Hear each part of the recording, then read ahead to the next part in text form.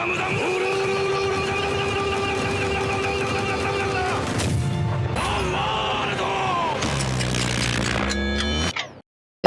6. Bang, bikin game 3D. Oke.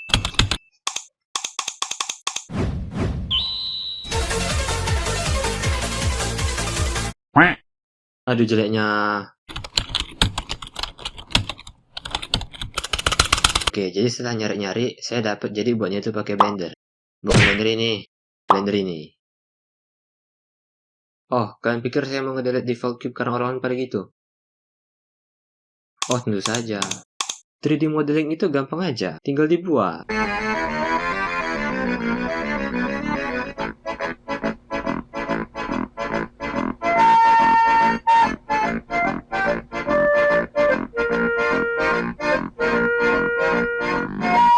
Jadi 3D model ninjanya udah siap. Sekarang saya mau bikin tekstur warna levelnya biar bagus. Paint. Ya, Microsoft Paint. Ini mantep. Tapi saya suka ini. Jadi untuk warnanya saya pakai website mantep ini namanya Colors. Setelah nyari-nyari, kayaknya yang bagus yang ini. Jadi saya copy pakai yang hexadesimalnya. Terus saya buka Paint, terus saya pastekan pakai yang hexadesimalnya. Kalau hexadesimalnya mana? Nggak bisa hexadesimal. Kenapa nggak bisa hexadesimal? Jadi karena nggak bisa hexadesimal, saya pastekan aja gambarnya, terus saya ambil warnanya, terus saya warnai manual. Ya, sangat kecil. Cuma 2 pixel. Nah, kalau Unity bisa pakai hexadesimal. Mantap Unity. Jadi tinggal copy, paste. Copy, paste. Copy, paste. Dan hasilnya gini. Untuk pinggirannya saya buat otomatis. Jadi tinggal pencet aja tombol ini. Ini sebelum, ini sesudah. Ini saya pakai shader yang ngebuat teksturnya itu jadi workspace. Jadi digeser-geser gini pun tetap kelihatan pas kayak gini. Untuk yang paling rendah dia lens sendiri, ukuran kotak-kotaknya lebih besar. Sekarang saya mau scripting player movement sama kameranya. Sebelum-sebelumnya itu saya selalu pakai Cinemation untuk kamera. Tapi saya ada gerakan spesifik yang mau saya buat, jadi mendingan buat sendiri aja. Misalnya itu kayak, anggap kubus kuning ini kamera, nanti dia makin dekat ke tujuan makin lambat. Jadi kalau digambarkan grafiknya kira-kira gini, X untuk waktu, Y untuk posisi. Jadi setelah saya hitung-hitung, dapatlah persamaannya itu, Y sama dengan negatif buka kurung X kurang 1 tutup kurung pangkat L tambah 1. Dimana L ini menyatakan kelengkungan dari grafiknya. Tapi tiap kelipatan 0,4 mulai dari 0. Kalau 4 kayaknya kurang. Kalau 6 kayaknya kelebihan. Jadi saya pilih 5,2. Tapi masalahnya pas dicoba 5,2, unitinya malah error. Dibilangnya none. None. Napa none? Tiap pangkaian ke desimal jadi error. Saya udah nyoba-nyoba juga dibulatin gitu. Saya bulatkan hasil tetap aja none. Jadi saya buat aja 6. Jadi sekarang waktunya scripting. Bruh. Pas dites gini. Jadi pas ada jurang, nanti ninjanya bisa lompat. Ninjanya juga bisa lari di dinding. Nanti dia juga bisa lari di genteng.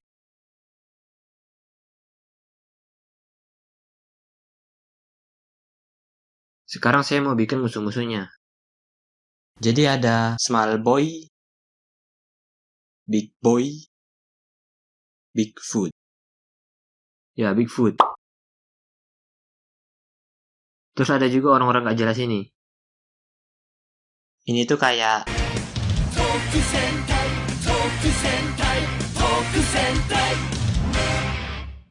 Ini saya bikin pedangnya 2 dulu. Pedangnya nanti ditaruh di tangan ninjanya. Terus nanti animasinya gini. Ini kalau ditengok dari kiri, sedangkan ini kalau ditengok dari kanan. Kayaknya ditengok dari samping lebih bagus daripada ditengok dari belakang. Ini kalau ditengok dari belakang. Terus saya mau bikin efek pedangnya. Saya ketemu website mantep namanya Visual Effects Texture Maker. Jadi setelah saya main-mainin sedikit, ini saya save. Terus Outer glow. saya juga bikin tekstur satu lagi ini pakai jari telunjuk. Outer glow. Terus juga untuk efek pas musuhnya kena pukul. Outer glow. Outer glow. Jadi nanti teksturnya itu bisa jadi efek pedang gitu pas ditaruh di mesh yang bentuknya kayak donat gini. Sebenarnya saya bisa aja langsung pakai tekstur yang warnanya abu-abu tadi. Terus dikasih efek bloom di unity-nya. Dan langsung kelihatan bagus. Tapi masalahnya bloom itu bikin nge-lag. Lah, ayamnya nge-lag. Jadi saya harus cari cara lain. Saya bikin meshnya kayak gini. Mesh yang saya buat itu dia ada di pinggirannya dilebihkan sedikit yang dia tuh tipis. Jadi nanti di bagian tipis itu nanti jadi bagian yang glownya. Jadi gak perlu pakai efek bloom. Dan hasilnya nanti gini. Ini untuk yang api tadi. Ini dari samping. Ini dari belakang. Terus ini untuk yang warna ungu tadi. Ini dari samping. Ini dari belakang. Mantep. Dan sekarang udah bisa dimaini.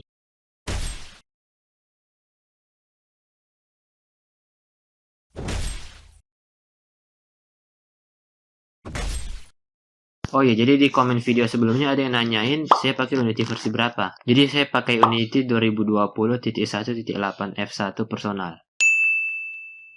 Ini udah, tapi rasanya kalau musuhnya cuma kelempar gitu kurang enak. Jadi saya pengen bikin ada efek musuhnya kebelah gitu, biar ada satisfyingnya gitu. Jadi untuk efek kebelahnya saya dapat dari GitHub yang dibuat David Arayan. Namanya tuh Easy Slice. Jadi habis itu saya balik lagi nyari-nyari warna di web tadi.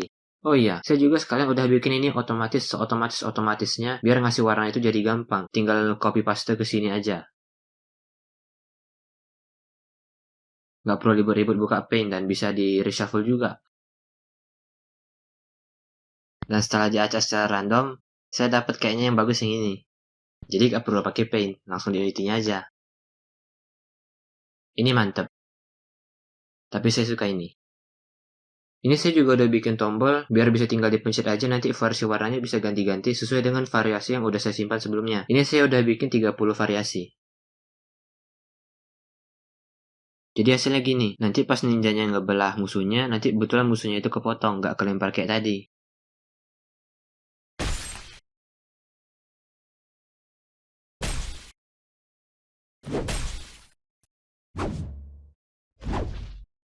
Dan mungkin ada satisfying gitu, apalagi kalau pas gerombolan musuh banyak kayak gini.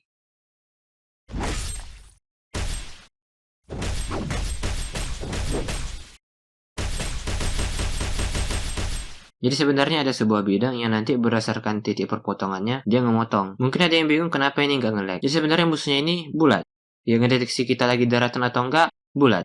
Deteksi untuk lari di dinding sebelah kiri, bulat. Sebelah kanannya, bulat. Pedangnya ini, bulat. Dan ninjanya ini, betul, kapsul.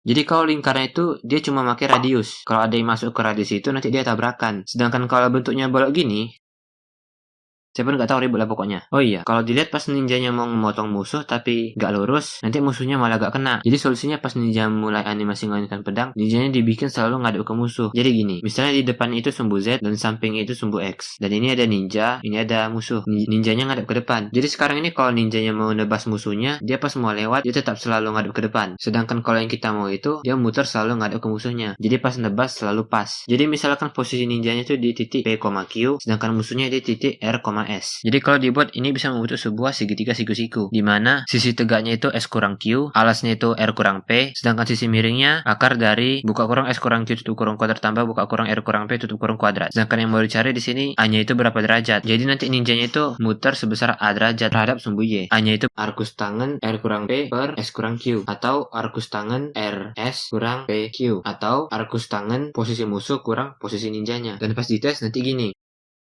Lah. Dan pas dites nanti jadinya gini. Jadi walaupun ninjanya kabur menjauh dari musuhnya, jadi musuhnya tetap kena. Dan lebih kelihatan natural karena pas ngedebas itu dia muter ngelihat menghadap musuhnya. Ini gamenya belum selesai. Habis ini saya mau bikin jenis-jenis musuhnya itu lebih banyak lagi. Bikin juga benda mati kayak harta karun gitu. Menunya juga belum dibuat. Saya juga mau bikin variasi warnanya lebih banyak lagi. Dan juga saya mau bikin levelnya dulu yang rencana nanti levelnya itu bisa dibuat random gitu. Letak platformnya nanti bisa random gitu.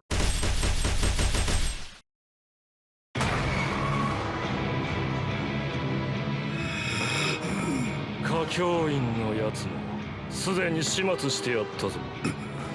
ポルナレフはどこぞに潜んでいるな。はあ、どうでもいいがな。次は丈太郎、貴様だ。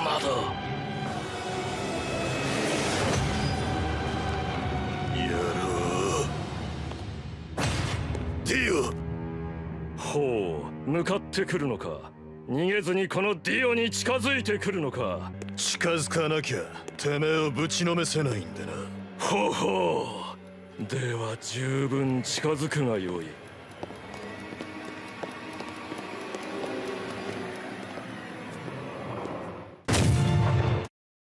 ダムダムダム。